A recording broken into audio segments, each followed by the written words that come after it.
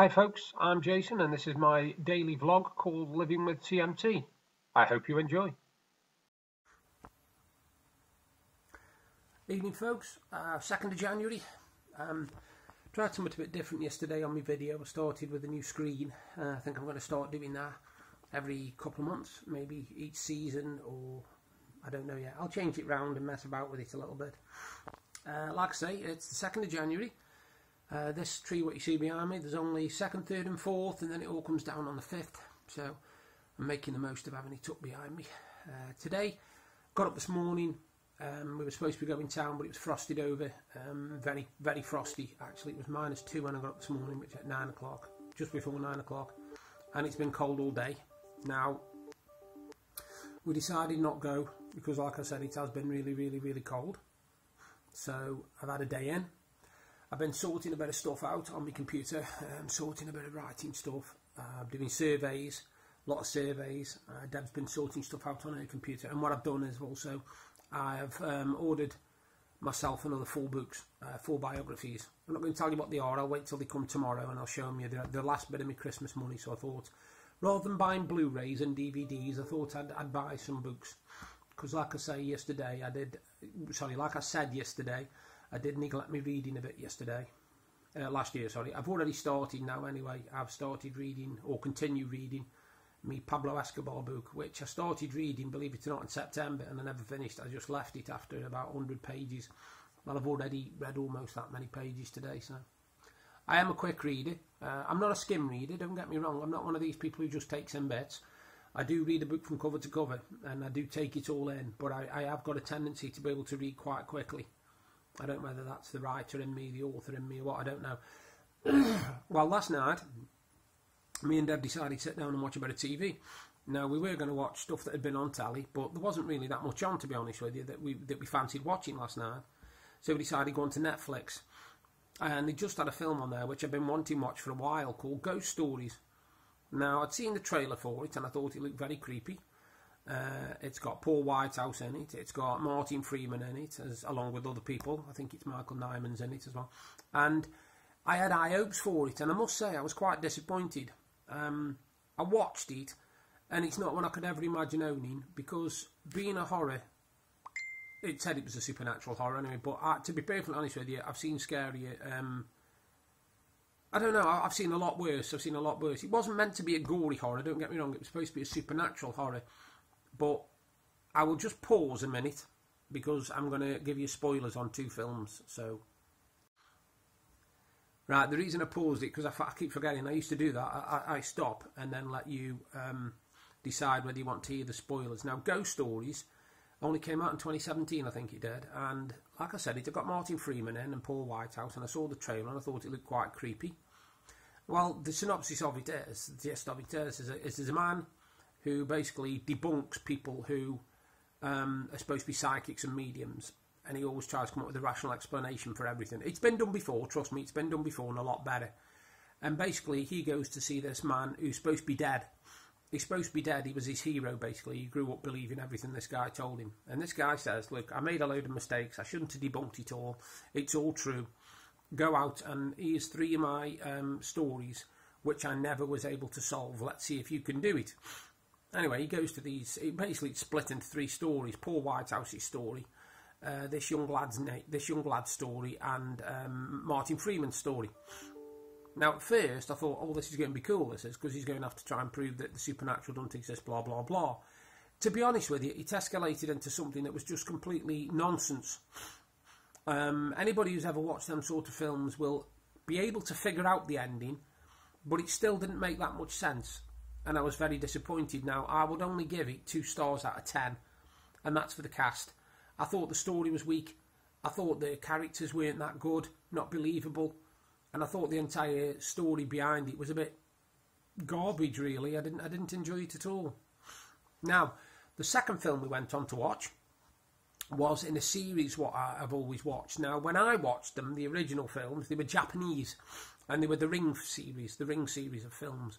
And I've seen them all, the Japanese ones. And I've seen the remakes, the American remakes. And to be perfectly honest with you, the American remakes are not a patch on the Japanese horror films. Years and years ago, before Netflix and before the ability to get Japanese horror films in this country, I used to download a lot of them. Yes, I know it was illegal, but I wanted to watch them. And I downloaded the Grudge films, I downloaded the Ring films, I downloaded a load of Japanese horror films, and I loved them because they were so creepy. And they didn't have to be gory, and they didn't have to be gruesome, because they weren't, most of them. In fact, I don't think anyone was. But it's the sounds, and it's the movement, the jerky camera movements, and the way people sort of appear like 20 paces away, and then in the next shot they're right in front of you, that kind of thing. And nobody does it better than the Japanese, and I don't know why, because it's terrifying. Anyway, I've got quite a lot of their films. I own a few now. I've still got things like The Ring, Ringu, Battle Royale, a few others, The Grudge, the original Grudge, the Japanese ones, and they are fantastic. Now, the Americans have tried to do Rings, which is another sequel to Ring films, and it's okay, don't get me wrong, it's not a bad story, but it just lacked, it wasn't creepy enough for me. It really wasn't creepy enough. They don't do it as good as the Japanese, and I'd give it 5 out of 10. It's watchable, it is something I'd rather watch. I wish I hadn't watched Ghost Stories, to be perfectly honest with you. I didn't think much of that at all. Me and my wife, like I say, we sat here watching it, and I don't think we were enamoured by it at all. It was just a bit drab. And like I say, I'll be watching. I also started watching before my wife came down last night. As anybody knows me, I'm a big fan of the Alan Parsons Project. And about a year ago now, I had a Blu-ray. I picked up a Blu-ray called Alan Parsons Symphonic Project in Columbia. And it's brilliant. It's absolutely fantastic. I've watched about 25 minutes, 30 minutes of it. Now, anybody who's a fan of Alan Parsons Project would love it. It really is good, because it's basically Alan Parsons, his band, TJ Olson and company, and a massive, massive orchestra, a real massive orchestra, which does real good, because obviously Alan Parsons Project, if you know them, they do a lot of symphonic stuff, and it sounds fantastic. It really does. Alan Parsons is well on form. TJ Olson's vocals absolutely get me completely, take me through the roof, they do. And it's a fantastic Blu-ray. I'm watching the rest of it a bit later, I think. Not doing anything tonight at all, other than me video, which I'm doing now, and I might be finishing off my Piglet files tonight. Doing a bit more reading, because like I said, I'm determined to read a book a month. Now, the book I'm reading at the moment is about 4,500 pages, so I'm about 180 pages in, which is cool. Like I said, I haven't done much today. I've spoke to a lot of people. I spoke to my mum, I spoke to my sister Paula, I spoke to next door neighbours, and they're all alright. But it's been that cold today that I haven't wanted to stand out on the decking chatting. It's been really, really cold. The thingy for tomorrow depends on the weather, because I think we're going town tomorrow. We need to, just to get Deb some fresh air. She's still not 100% well. She's still having problems with her sinuses, and obviously with it being freezing cold, that don't do your sinuses any good. We've survived today on cups of tea and a mug of cup of soup, and it's like we batten down the hatches, but I think we'll be going out tomorrow. I hope you're all well. Like I say, we're 2 days into the new year.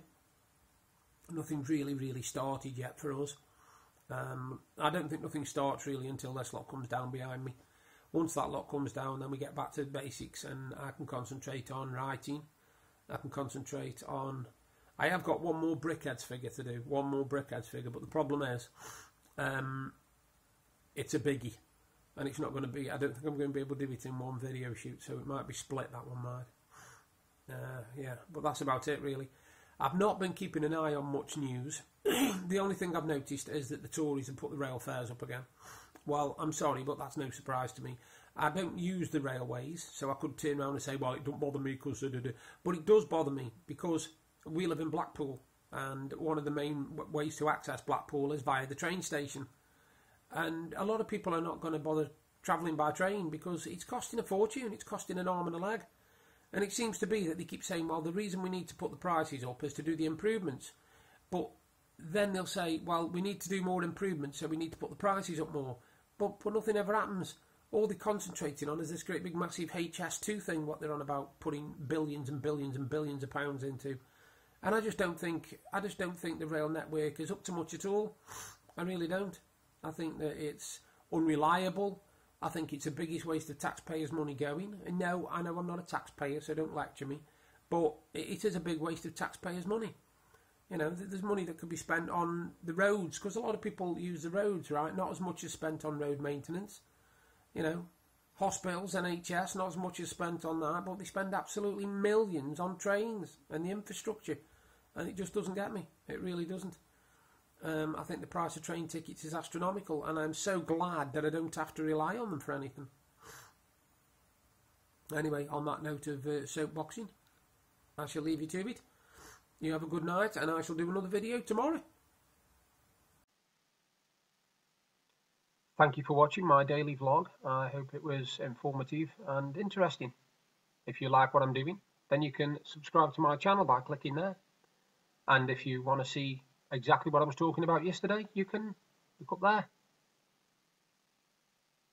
Bye for now.